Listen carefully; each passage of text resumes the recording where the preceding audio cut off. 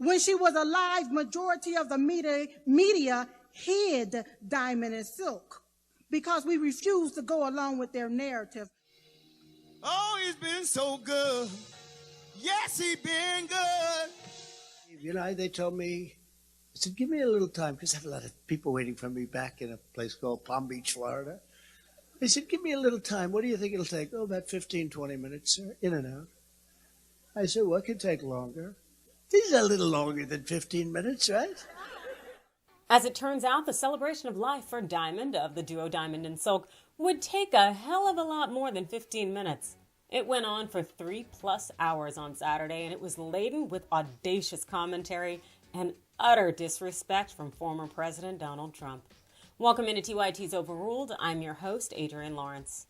As you may have heard, the right-wing Politico duo Diamond and Silk is no more with the recent passing of Diamond, who was born Anithia Lynette Hardaway. Her celebration of life was held on Saturday at the Fayetteville Crown Theater. That is a 2,400-seat venue in North Carolina that the family had rented out. Please know that we share in your grief. That's why you have such an incredible crowd of people. I said, let's pick a big place. I don't care. Don't worry about it. Just pick a big place. Because the chapel wouldn't have held the kind of people, the number of people that we have. Only 150 people showed up, however, even knowing that Donald Trump would be making an appearance. And yes, each of those 150 guests received patriotic programs bearing Diamond's portrait and a list of Diamondisms. Those are some of the most popular catchphrases from Diamond. Here are some of the astonishing highlights from that event. First, Pastor Mark Burns opened up the program with a prayer that seemed far more political than reflective on the life that was lost. Of the Lord Jesus Christ. And even now she's looking down, and I believe without a shadow of a doubt, Diamond is talking to Jesus, and she is saying, Jesus, please make sure that Donald J. Trump is the next president of the United States of America. Somebody better give him something. Well, that was special.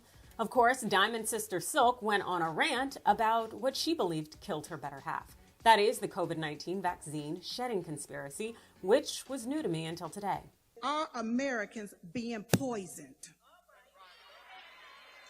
In the wild, when they want to depopulate and sterilize a large group of animals, they usually inject one animal.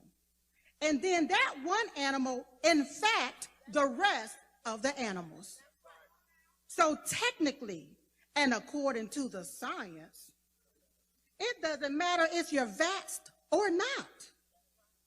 As long as the gain of function allows one injected person to transfer and infect another person, and that person infect another person, eventually everyone will be affected in one way or the other. Apparently, Silk believes that Diamond died because she was poisoned simply by coming into contact with vaccinated people. Bear in mind that Silk sat next to Trump during the celebration of life, and he was touting and took the COVID-19 vaccine.